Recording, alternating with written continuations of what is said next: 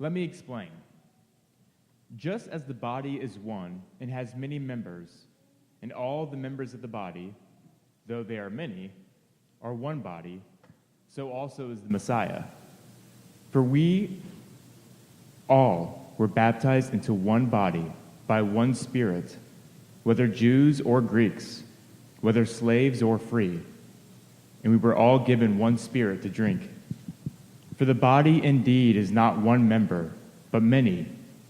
If the foot were to say, "Because I am not a hand, I'm not part of the body," that wouldn't make it any less a part of the body, would it? And if the ear were to say, "Because I'm not an eye, I'm not part of the body," that wouldn't make it any less a part of the body, would it? If the whole body were an eye, where would the hearing be? If the whole body were the sense of hearing, what would happen to the sense of smell?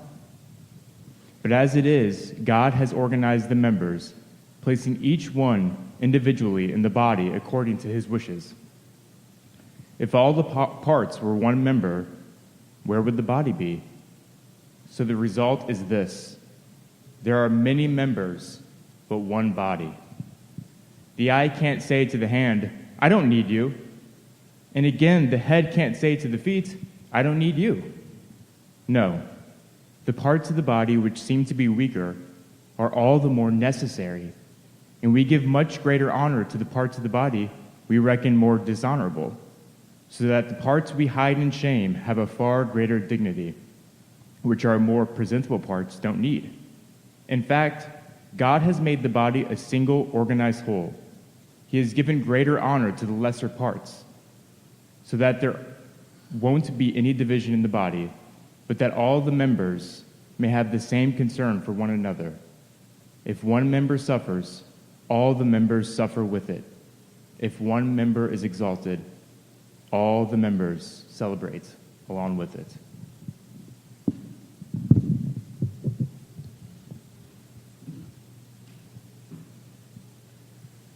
Our culture's in a really interesting place. We seem a little bit stuck, right, in having to be outraged at one another. You know what I mean? Like something bad will happen, something that one group may consider morally repugnant, and so the other group is obligated to be outraged. And we're in this place where we've got all kinds of divided groups that seem to only get more divided as we move through life. So a couple weeks ago, if you remember, for the 10 o'clock hour, some of you, we watched a documentary called Accidental Courtesy, which followed the life of Daryl Davis. Davis is a famous black musician, and his life's work, basically, is to become friends with members of the KKK and closely related white supremacist groups. Like actual friends, right? He does things for them. He gets invited to like their birthday parties and their baptisms and their various life events. He lets them speak, gives them space to have their beliefs, to share their beliefs. And what ends up happening again and again is that the friends, the unlikely friends, right, that he makes, end up leaving the Klan and often become active in encouraging others to see the damaging side of those types of ideologies. And it's amazing, right? For those of you that watch it, how calm he is. Like, some of you express the feeling like, oh man, watching those people say these things, it just like kind of burns you up inside. And yet he sits there, like part of the group they're speaking against, and just like kindly nods and, you know. One thing that some of you noted as we discussed that was that, you know, it'd be great if we had more Daryl Davises. But honestly, it feels like we're probably going to get more divided before we come together. As we look at trends, we see that camps just become more encamped. And what's interesting about all of this, right, is that all of this is occurring in a society that tells itself, that has as its story kind of this liberal democracy type idea, right? The history of the West, as we often tell it, is that we had kings and monarchs and small groups of aristocracies and then democracy began to flourish in France and in England and then in America, right? All these places. And the idea is that all the power was up at the top with a few people, but the more we go and the more we progress, that power gets shared. First, in the actual democratic system, we can vote for the guys we want at top. Then, other people besides just guys can vote, minorities, women. And then those people can actually end up getting elected. And the kind of story we tell ourselves is as we progress through our democratic ideals, the power has been spread more and more equally among the people.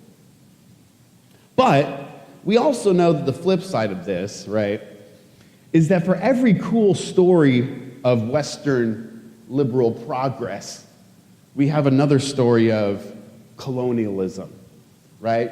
For every story of this people gets a chance to vote, we have but this country over here has no more farmlands. And so we kind of live in this tension where we know that it's not completely true, or at least it's not the whole story of the West. For every story of democracy spreading, we see another Western country that commits genocide, or a racist state cleansing the impure from its midst, or some such thing, right? Western progress isn't just all bright and shiny, and we know this. We also see this fact demonstrated to us, right, that so many groups are still vying for equal say and equal treatment in society. And then we see pushback against them from reactionary groups. And it kind of really helps us realize that, these aren't anomalies. We don't have some golden society and these are out of place. There are fundamental fissures, fundamental antagonisms within our societies. Because really, I think there are fundamental antagonisms within ourselves. And this problem is not new, is it, right? Those inherent antagonisms within ourselves that result in broken and failed societal, cultural relationships are the same types of things the New Testament is addressing in its vision. And so it's very easy for us sometimes, especially in our culture, to end up maybe not hearing these writings for their uniqueness and just flattening them into kind of this liberal Western modern ideal. And that can feel disingenuous for us, and so we don't let the biblical text speak. Or we can do the other thing, right? We can flip to the other side and say, we don't let these texts speak in any kind of liberating ways because that just makes them too political or something along those lines. And so they get quieted in that way. But I think that the beauty of the New Testament, right, is that it has a uniqueness about it that allows us to get kind of swept up in this grand vision, right? Paul uses words like the new humanity, a new creation, without getting stuck into camps that never seem to find common ground or work for the common good. And that's what we'll begin to look at briefly today. So keep in mind, right, that this flows from within the context that we've built the last few weeks about thinking about the ecclesia, the assembly, the church, as it gets translated into English. This assembly that in the thinking of the Apostle Paul, it becomes this centerpiece in the way that the new humanity is to be built and is to discover its purpose. So let's review just briefly what we've talked about the last few weeks, and then we'll get into today's text to make our next point. We first saw that the worldview, right, of an individual in Paul's thinking should be church-centric. And by that, we meant that it should see itself in the gathering of the new humanity, where there's peace, where there's a death of enmity because of what we found in the crucifixion of Jesus. And Paul says that as we gather in these types of communities, right, if you remember, we display the wisdom of God to the very universe. We also saw then that our lives within this kind of church, ecclesia-centric worldview are spiritual in the way they move, in the way they are. And by that we meant open to receiving the new, learning, holding our judgments of others so that we can learn and grow into further and greater reconciliation with each other. And then they are communal in structure, like we talked about last week. And we saw that these new communities that are gathered around this idea of a new creation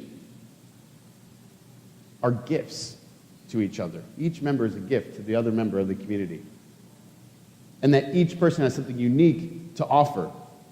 And that the work of God, the Spirit, plays out within each life in a different way so that everybody is learning what they need to learn from their experiences of the other members. So today then, right, we take the next step in thinking about this way of life, this church, this organic temple of divine wisdom that we are all a part of. Now, this passage is in the same line of thought as last week. If you remember, last week the text we looked at was 1 Corinthians 12, and it was the beginning, and it's Paul talking about, hey, there have been gifts given to the new community, and here it is, and you are the gifts, and you all bring something to the table. And then the second half of the chapter is what you just heard read. Concerning these gifts, your gifts, and here's how this functions in the actual community. So then this brings us to the fourth point of our series, which I'll give you now so you can sit with it while it gets unpacked. It's also kind of a turning point as we see a shift in focus. The first 3 weeks are how we kind of view ourselves, right? We're to view our individual selves as members of this collective, as members of this new organic temple who are being built up together. But now we will focus on what should these communities look like and how should they move? What marks them? So the fourth point in our series is that the communities that we form, right, the churches, in all the contexts we just gave, should be diverse. Now there's a decent amount contained in that word diverse, isn't there? And there's a lot of misunderstanding that can come from it. And there's a lot of emotional responses you may have to it. And that's all fine. We'll clarify it a little bit today, and hopefully something meaningful and powerful results for the way you view yourself within a church. So let's explore the text a little bit. After saying, right, that everyone's differences are gifts to be used for the common good, Paul steps back and he says, all right, let me explain it this way. Let me give you a metaphor that can help you kind of understand how this functions. And he says that the gatherings of those who have been brought together within the work of Jesus to tear down hostility function like a human body.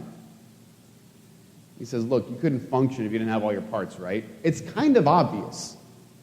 Without feet, you couldn't walk. Without hands, you couldn't hold things, right? Every part of your body has some kind of different act, and they all play together to make you do the things that humans do. It's a good metaphor because it really resonates with us. You know, like we kind of grasp the interconnectedness of our bodies. Have you ever played the game Would You Rather?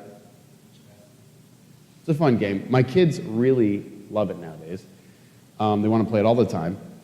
And the questions they come up with are tremendous. Like, Daddy, would you rather climb a tall building, by which they mean in the fashion of Spider-Man, or eat all the cookies you want without getting sick? Like, this is what I'm supposed to decide between. For months, Eldon didn't even understand the game. Like, he would ask the same question every time. Daddy, rather, not would you, just kind of missed the would you. Daddy, rather fly, run fast. Fly, of course. Right? What kind of answer is that? Why? Because if you can fly, even relatively slowly, I tell him this, I'm like, Eldon, if you can fly even relatively slowly, you still have a lot more possibilities and freedom and options than even running at like super speeds. But whatever. And you may disagree with that. You may choose super speed. But the point is, have you ever played the would you rather game with like the negative side? Like, would you rather lose your sight or your hearing? Or would you rather not be able to walk or not be able to talk? Right? And the reason why that's fun, the reason why like we have to think so hard about the answers to those questions, is because we realize how interconnected our bodies really are. If someone actually forced you to pick giving up a part of your physicality, right, gunpoint, like you're going to pick or you're going to die, you could do it. But it'd be really frightening, wouldn't it? You would be like scared to death, not just of the pain of losing your sight or whatever. Even if someone said, I'll painlessly take one of your physical abilities away, it would still be a frightening concept because you know so much how everything depends on everything else within your body. That's the emotion. I want you to feel that like frightening emotion. What if someone came to you and said, I want you to pick one member who has to leave this congregation?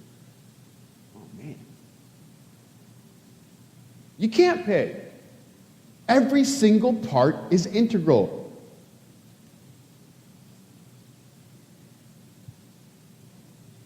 Everybody is gift. That's what Paul's saying. And through that metaphor, he addresses two main points. He says, first of all, right, there's no place for you saying you aren't worth something. Right? If he says that the foot says, well, I'm not the hand, so I'm not part of the body.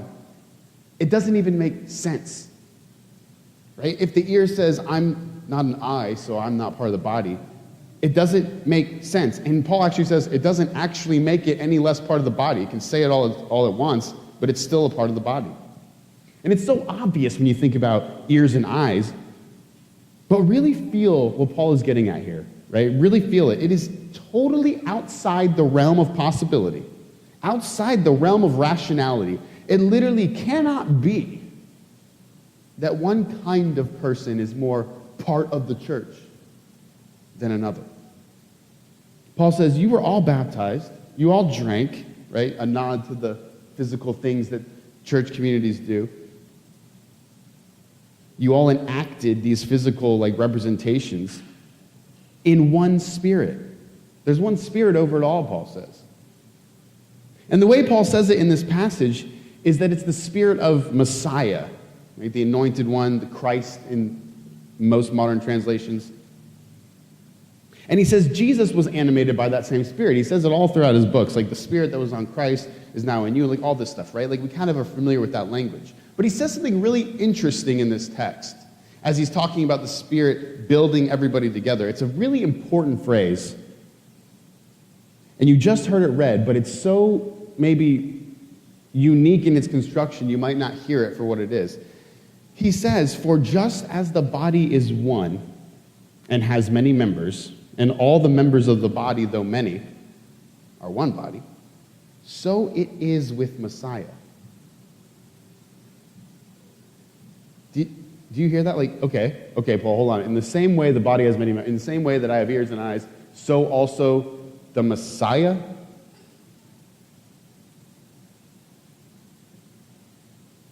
Yeah, okay, Jesus was the Messiah, right? So Jesus, he had ears and eyes and hands. Is that what you're saying? In the same way that our congregations are built together, the Messiah's body was built together? Yeah. But Paul's no, I'm not talking about Jesus' body. I'm talking about, no, the Messiah's body is you all, right? That spirit that came down on Jesus like a dove, remember that story? Is on you all. That community, the new humanity, the church, can accurately be called the body of the Messiah. And this isn't some metaphor Paul's making up. It's a literal thing. In the same way the Spirit of God animated Jesus, now it animates the community. So we're left with this really powerful idea that the Messiah, right, the chosen one, the anointed one, the one meant to do all these things within the world. Remember the story when Jesus reads the scroll from Luke and he says the blind will be healed and the oppressed will be free and the hungry will be fed. He's this is revealed in your presence now, right? The Messiah is the one who comes in and acts Jubilee, and then the world is just a place of peace and equity and harmony and shalom. That is what Messiah does. And Paul's you are that body, right? You are Messiah's body. The very body of Messiah is built up with the crucial components, none of which is better or more important than the other. So the second point he makes, in addition to not being able to say, well, I'm not important, is that one member can't say to another member, you're not important. Right? A hand cannot say to a foot, I don't need you. Of course not. That's absurd.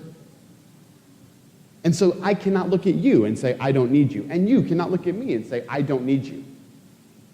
As absurd as it is for an eye to say to an ear, I don't need you, that same level of absurdity exists if one of you said to another one, I don't need you.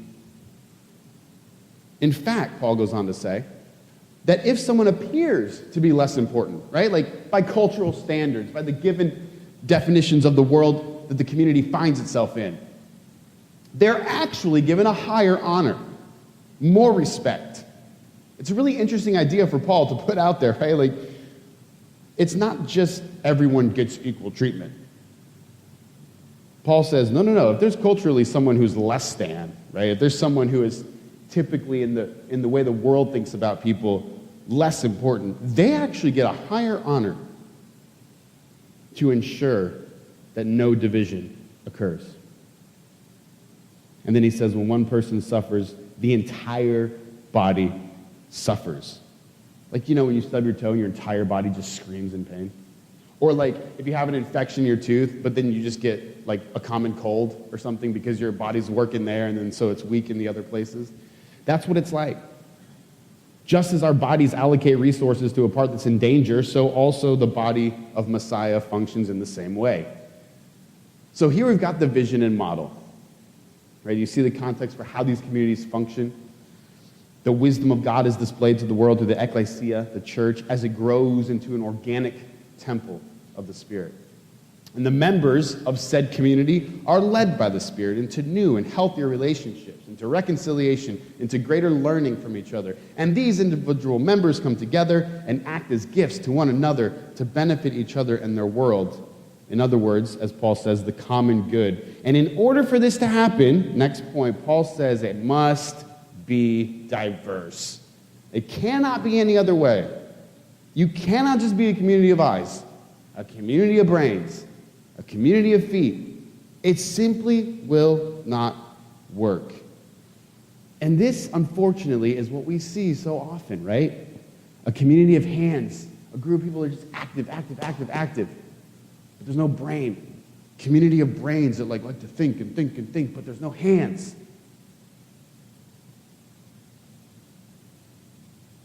Paul makes it very clear, right? This is key, that you need all the parts, because without them, you don't have the whole. Right? Think about this. Sometimes we like to think of these passages with the Spirit of God and the church that's like built up within the one Spirit as if like the one Spirit just kind of exists and we're all like thrown into it here and there. But Paul doesn't really put it that way, does he?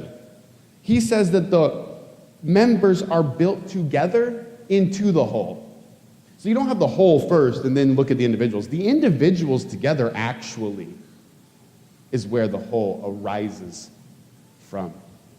So Paul says you must have unity. You must have parts that are less important and more important, that dwell together in mutual harmony. Can you begin to see how crucial this is if you really let it sink into your own life, to our current cultural climate, to our political climate?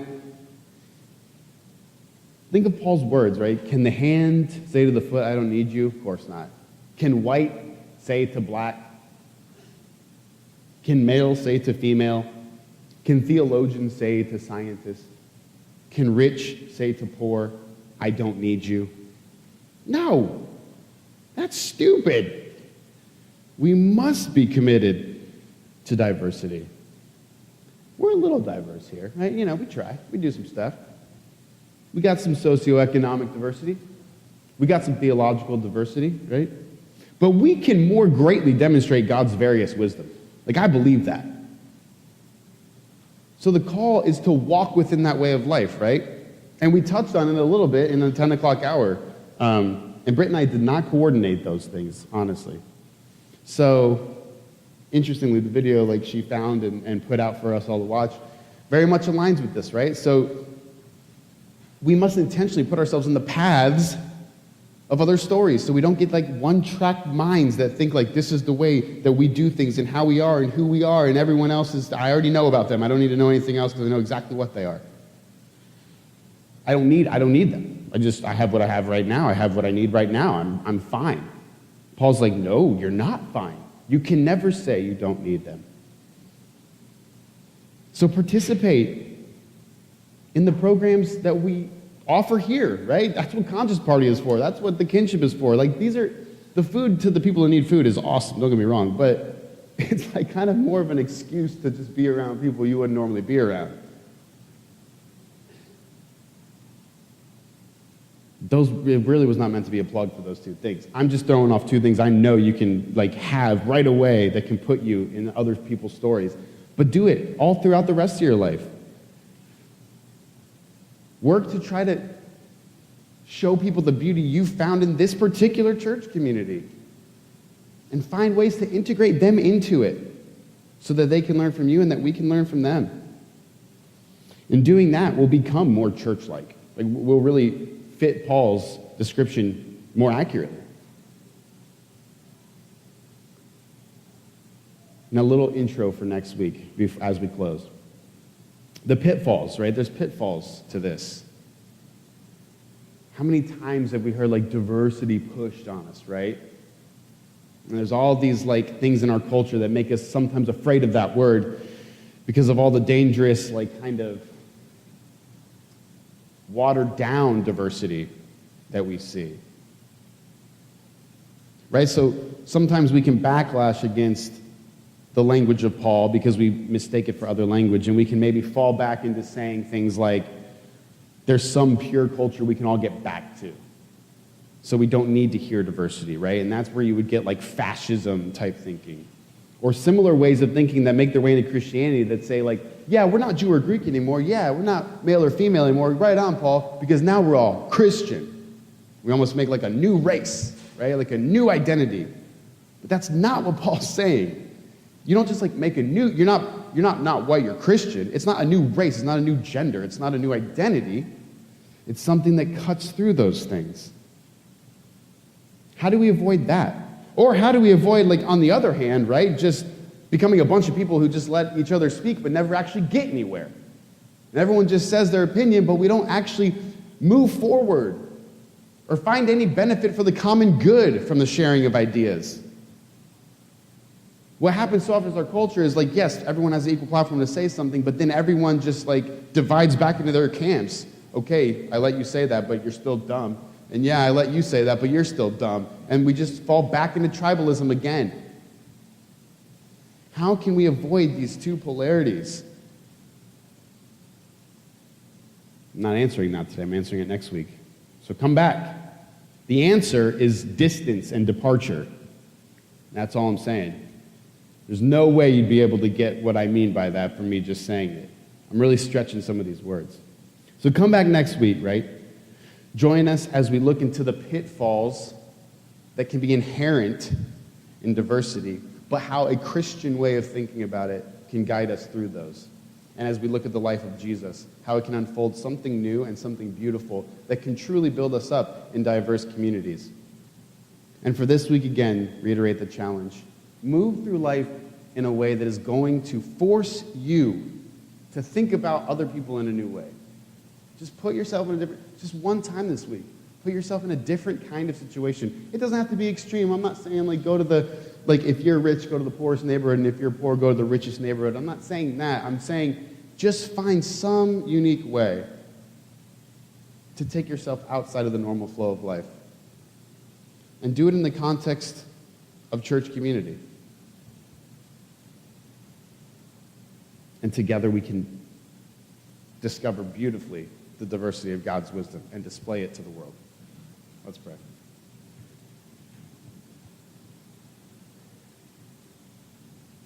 God, build us up as a temple. Help us to see the beauty of various members.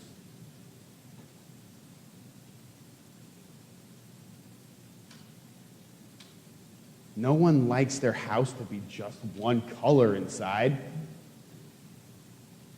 And so we don't either. No one likes one note in a song. Everybody likes bands who have harmony parts when they're singing. May we have harmony, not just melody. May we have splashes of color. May we have dissonance, even. All within the context of the world you are creating through us, in us, and around us. Make us those building blocks of the new holy temple. May we function that way. In Jesus' name we pray.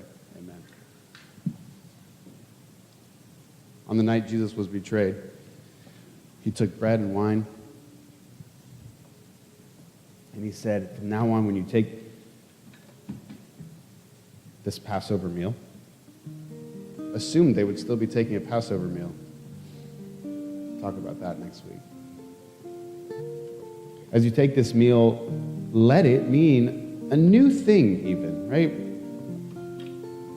Let it mean the things I've showed you, Jesus said, of reaching out to Samaritans, of letting women hang out with us, of touching lepers.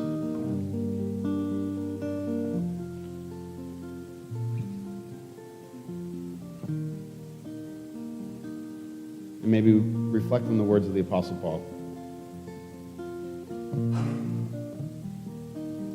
who showed us that as we take this and we eat it and we drink it, we become it. It unifies us together, and we are built up into the body of Christ. Dwell on these things as we partake together.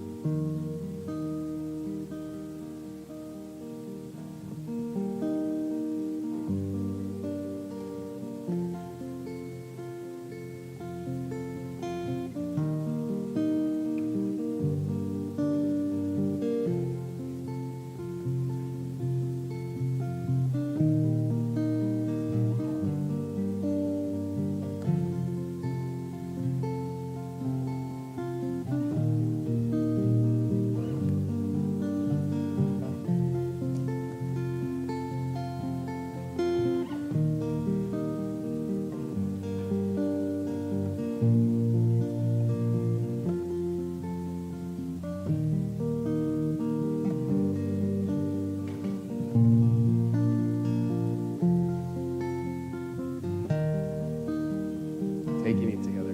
Take and drink.